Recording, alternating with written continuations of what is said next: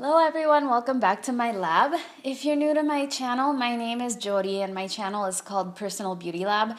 Today I have a review and a demo using the brand new Kylie Cosmetics Royal Peach palette. I just recently received this in the mail. I know that there was a lot of hype around this palette, so I just sort of wanted to come and talk about the palette. So first of all, this palette is made in the United States and there are 12 shades inside the palette. There are a mixture of matte and shimmer shades in the palette, 5 matte shades, and so 7 shimmers. I would say not all the shimmers are exactly the same. Some of them are more of a satin finish. The first thing I wanted to say, well, right off the bat, I know, let's get the elephant out of the room.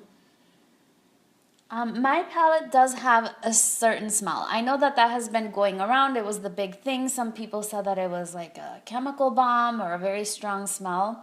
Now, I'm a trained chemist, and so the better part of my adult life has been spent in a lab smelling all kinds of chemicals. So I don't know if it's really a combination of the fact that my own nose is fried from having been around so many chemicals for so long, but I don't think so. I can usually smell other things just fine.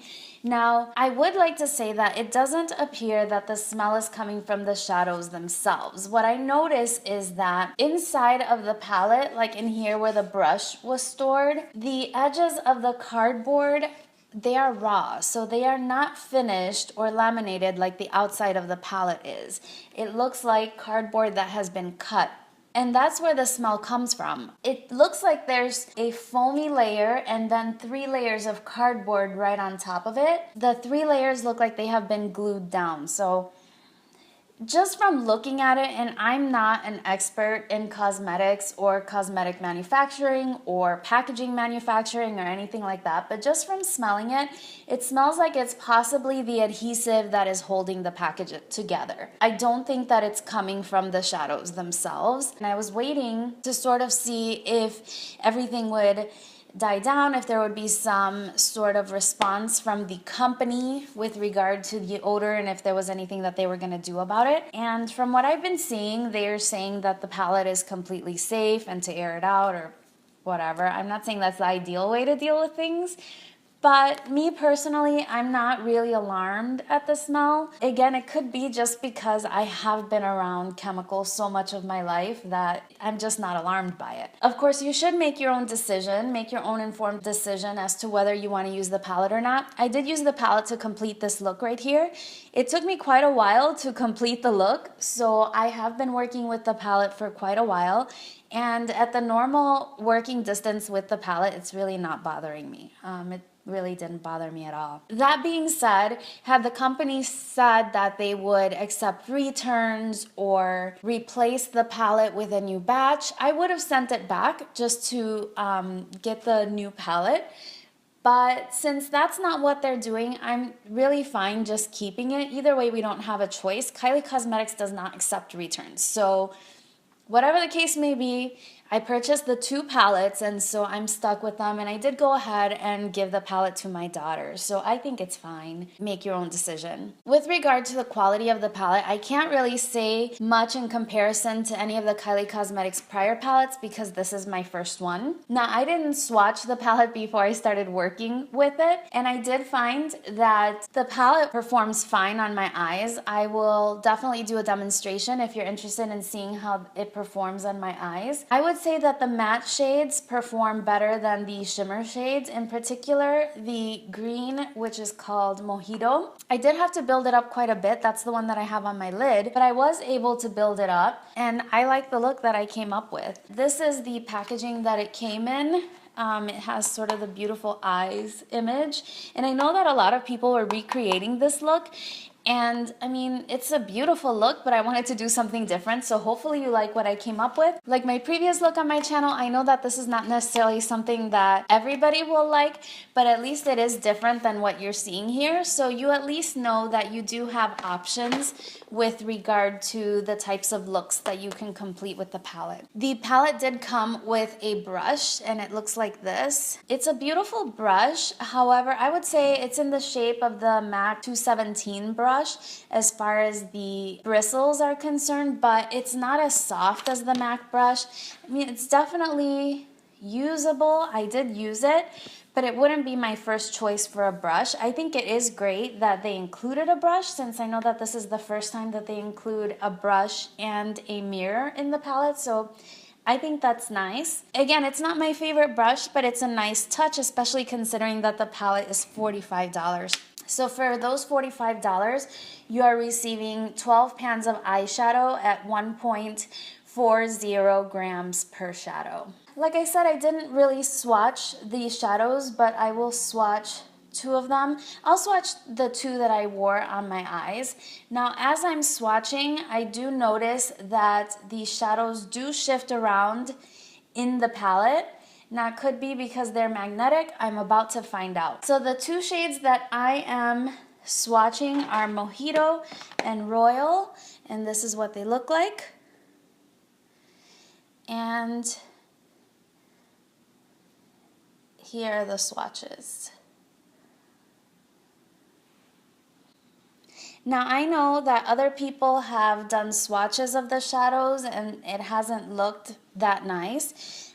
As far as I'm concerned, I'm happy with the pigmentation of my palette. When I applied the blue, especially the shade Royal, to my eyes, it applied without any trouble. It was really quite pigmented, actually. So I don't have any complaints with regard to the pigmentation. I did find that the mattes performed better than the shimmer shades. The shimmers, you were able to pack them on. I know I've heard a lot of people say that the pans are magnetic, and some people were saying that they were popping out altogether. So as I was swatching, I noticed that this one is kind of moving around. So I'm just gonna take my tweezer and see if I can get it out. Yeah, so it comes out very easily, and there's no glue in there or anything. So my guess is that this is a magnetic palette, and that's what's holding the shadow inside. So if you are concerned about the smell, the shadow itself has no smell. So if you like the palette and you purchased the palette already and you can't get a refund, then you might want to consider just popping them out and putting them in a Z palette, using them that way. They don't come out. So they're just magnetic. I don't have a problem with that either. Despite the fact that a cosmetic product that you're going to be applying to your eyes shouldn't smell, this one does have a slight odor, but like I said, it doesn't bother me, and I'm happy with the palette, and I feel comfortable having given it to my daughter, but please do your own research and make your own decision with regard to the palette. I think that's all I really wanted to say about the palette. If you're interested in seeing how I came up with the look, then just go ahead and keep on watching. Otherwise, thank you so much for visiting my channel. I hope that some of the just general feedback that I gave with regard to the palette was helpful to you. And let's get right on to the demo. Okay, so first I primed my eyelid using the MAC Lay and Low paint pot, and I set that with the shade Sandy from the palette. Then I went in for my transition shade, which was a combination of Sorbet and Peachy. To begin to cut the crease, I used the shade Royal on a very thin eyeliner brush.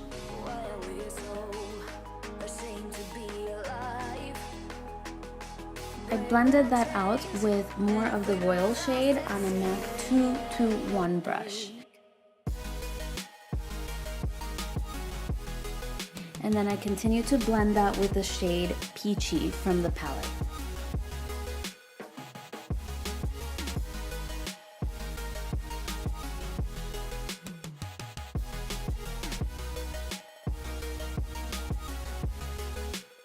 I added the shade North Star in between the Peachy shade and the Royal shade to even out the transition. And then I cleaned up the cut crease using my NYX white eyeshadow base. And over that, I used the shade Mojito from the palette. I did have to build up the shade Mojito quite a bit.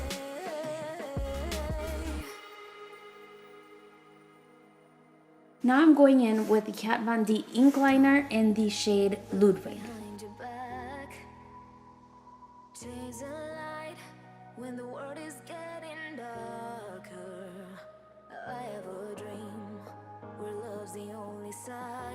To clean up the edges of the liner, I used some more of the MAC paint pot in the shade Lay and Low.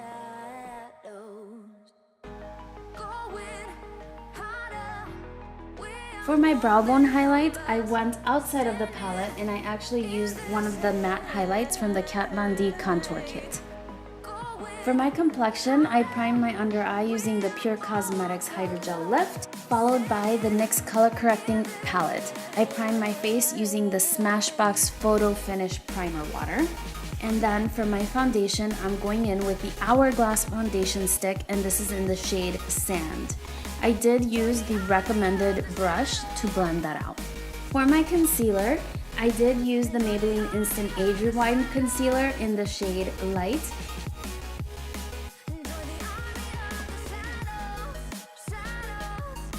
And I set that with the banana shade from the Kat Von D contour kit, and that shade is called Lyric.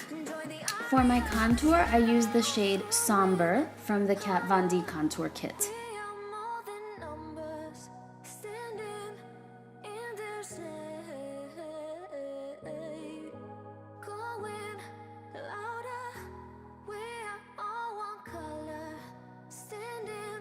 To set my entire face and also to blend out that contour a little bit, I did use the Maybelline Fit Me Matte and Poreless Pressed Powder in True Beige. Now for blush bronzer combo, I used the Laura Geller Blush and Brighten in Sunswept. To finish out the lower lash line, I use a combination of the cinnamon shade from the palette as well as the sorbet shade as a transition.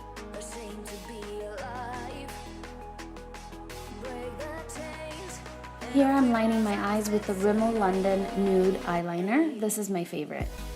For my mascara, because I will be applying falsies, I'm just going in with the IT Cosmetics Tightline Waterproof. And for my lower lash line, to enhance the blue look, I'm using the Benefit Cosmetics They're Real in Beyond Blue. Adding a little bit of MAC Fix Plus and then going into highlight with the Laura Geller highlighter in the shade Gilded Honey. And for my lips, I'm using the Jeffree Star Celebrity Skin Liquid Lipstick to keep the lips a little more neutral.